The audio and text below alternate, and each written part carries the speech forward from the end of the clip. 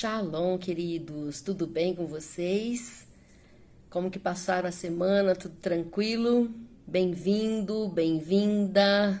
Que o Senhor te abençoe nesse dia poderosamente. Eu quero agradecer a tua companhia, a tua interação aí no chat. Quero agradecer a tua fidelidade, a tua lealdade. Também quero pedir para você que está chegando aí, por favor, deixa o joinha aí no canal, né? Vai lá e curte, se inscreva, clique lá no sininho e se inscreva. Compartilhe, tá lá o linkzinho lá, né? A setinha compartilhar, você pode pôr no Facebook, você pode pôr nas suas redes sociais, compartilhar nos seus grupos, e sempre Deus vai abençoar, né, com a palavra dele os corações. Porque o que Deus está precisando é de um coração disposto, né? Para compartilhar, para ouvir, para receber a palavra que Ele tem para nós nesses dias. E Deus tem falado, né, queridos, muitíssimo ao nosso coração.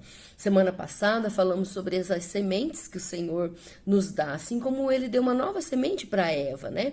Sempre dizia lá, eu digo sempre que Deus é um Deus que paga prejuízos, e no sábado passado eu me lembrei quando a pastora Ângela Cristina pregou uma palavra com esse tema: Deus é um Deus que paga prejuízos. E eu nunca mais esqueci, né? Eu nunca mais esqueci. E hoje ainda, quase que nesse tema, né? Se fôssemos pensar bem, quando nós falamos o tema Deus é um Deus que paga prejuízos, logo leva também uma pessoa a pensar em todos os prejuízos que ela teve na vida. E então hoje eu coloquei esse Shabat, nós colocamos esse Shabat para que nós estejamos alertas, né? O tema é estejais alertas. E esse tema está baseado em Hebreus capítulo 12, 15, que diz assim: e estejais alertas, para que ninguém entre vós seja encontrado em falta da graça de Deus. Gente, é muito profundo esse versículo. Vou ler de novo. E estejais alertas, para que ninguém entre vós seja encontrado em falta da graça de Deus. Ou seja, que brotando alguma raiz de amargura vos cause prejuízo e muitos sejam contaminados por ela. Já já você vai entender por que eu estou ligando esse texto a Deus é um Deus que paga prejuízos, e quando leva automaticamente, de repente, esse tema, Deus é um Deus que paga prejuízos, a levar a pessoa a pensar nos prejuízos que ela teve e talvez tomar muito cuidado para não entrar numa rota ou de justiça própria, ou de coitadinho, né? Como Asaf lá no Salmo 73. Ai, coitadinho de mim, né? Ou então Elias, né? Fiquei aqui sozinho. E, no entanto, não era assim tão bem verdade, né? Então, essa palavra, nesta manhã, ela vem também para nos colocar numa rota certa, né? E eu quero fazer essa pergunta, depois de ler Hebreus 12, 15. Que raiz amarga é essa? Que o escritor aos Hebreus está dizendo: ou não seja que brotando alguma raiz de amargura vos cause prejuízo e muitos sejam contaminados por ela. Então, que raiz de amargura é essa? Por que raiz? Né? Por que raiz? E eu fiquei pensando e colocamos aqui para que nós possamos pensar. Por que raiz? Brotando alguma raiz de amargura. E não tem como não pensar que todos nós temos um passado. É verdade, eu tenho um passado, você tem um passado. Não existe ninguém sem um passado, né? Todos nós temos uma história, temos uma descendência, né? Temos uma geração aí dos nossos bisavós, avós, enfim, uma infinidade, é um sistema familiar, né?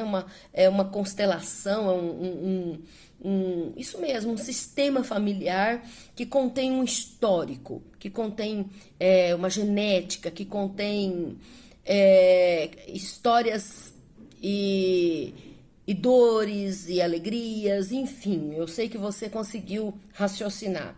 E hoje nós nos deparamos diante dessa carta aos Hebreus. Hebreus 12, 15, onde o escritor está dizendo: olha, cuidado, esteja alerta para que, né, ninguém seja faltoso e não deixe que nenhuma raiz de amargura brote e contamine outros, enfim. Então nós podemos nos perguntar também, para podermos conectar essa palavra, quem que foram os hebreus? Olha só, o autor estava escrevendo uma carta para os hebreus. Quem foram os hebreus? Eles eram quem? Qual era o sistema familiar deles? Eles eram descendência de Abraão, né? Os israelitas. Quem foram os israelitas? Que história que os israelitas carregam? O que eles carregam de história na vida deles? Um histórico de escravidão, de chicotes, de promessa, um histórico... Enfim, quando você lê Gênesis, Êxodo, você vai ver ali todo o histórico que os israelitas carregam. Então, e por que raiz de amargura? Porque não se deixa contaminar. Raiz de amargura, né? Ou seja, não se deixe contaminar. Cuidado para que ninguém seja faltoso, ou seja, fugindo da graça de Deus, se afastando da graça de Deus e permitindo que raiz de amargura brote, contamine a si mesmo e contamine outros ao seu redor, né? Moisés, quando nós olhamos lá em Deuteronômio 29:18, Moisés também já havia alertado esse povo a respeito dessa raiz de amargura. 29:18 de Deuteronômio, Moisés já havia alertado também. Olha o que ele diz: portanto, que não haja em seu meio homem, mulher, família ou tribo cujo coração se afaste hoje de Adonai, seu Deus, e sirva aos deuses dessas nações. Que não haja em seu meio pessoas que carreguem uma raiz desse tipo de veneno e amargura. Então, olha só, o escritor aos Hebreus escreve novamente uma carta para os Hebreus. Moisés já havia alertado eles também. Eles que têm um histórico aí familiar, eles que são uma descendência de Abraão, eles que passaram por muitos intempéries da vida, né? Moisés já havia alertado eles, e quando eles pegam a carta aos Hebreus, novamente está lá o autor aos Hebreus dizendo, não, né?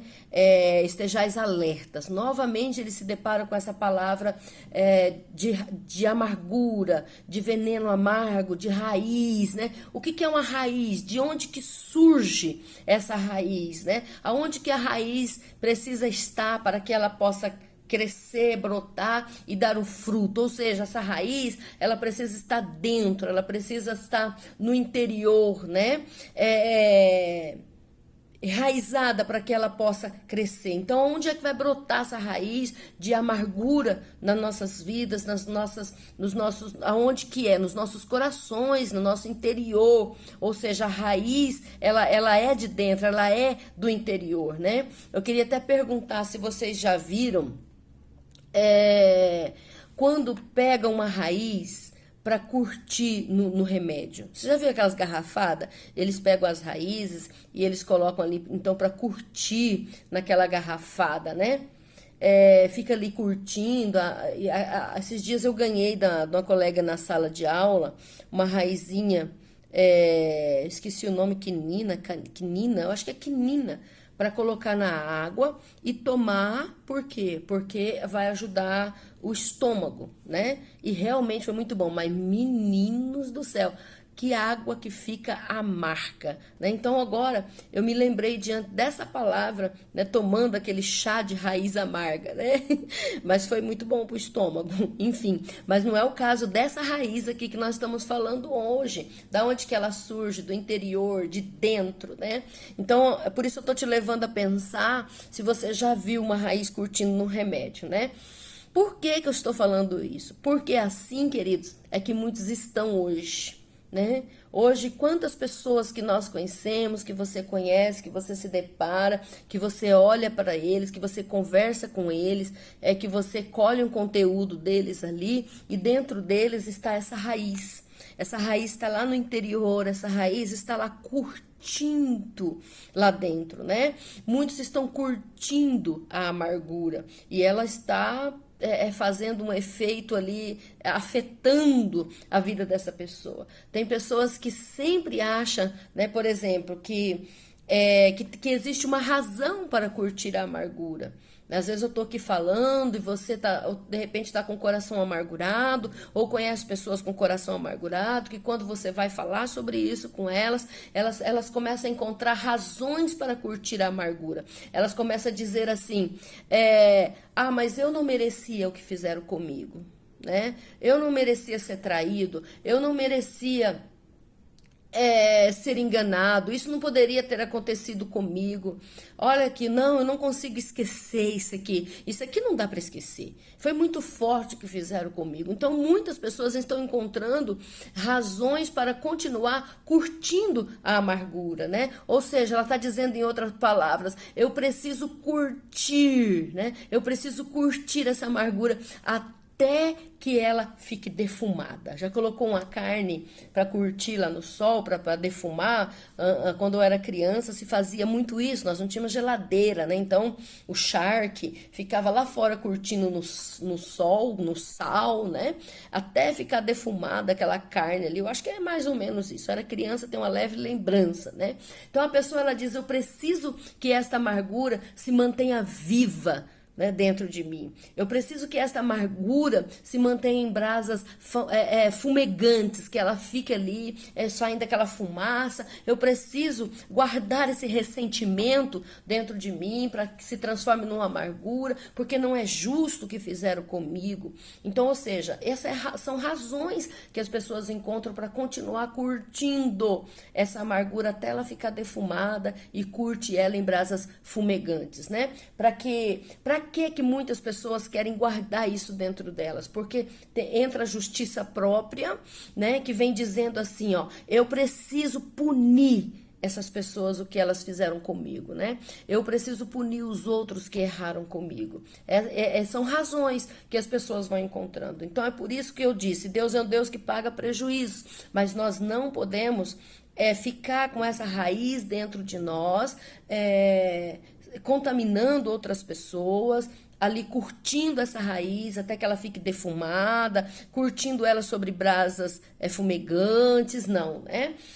Tem pessoas que ela diz assim, só para você entender, vou contextualizar para você entender um pouquinho mais e de repente se isso não está acontecendo com você mesmo, porque isso já aconteceu comigo, né? De dizer bem assim, ó, eu não falo mais nada.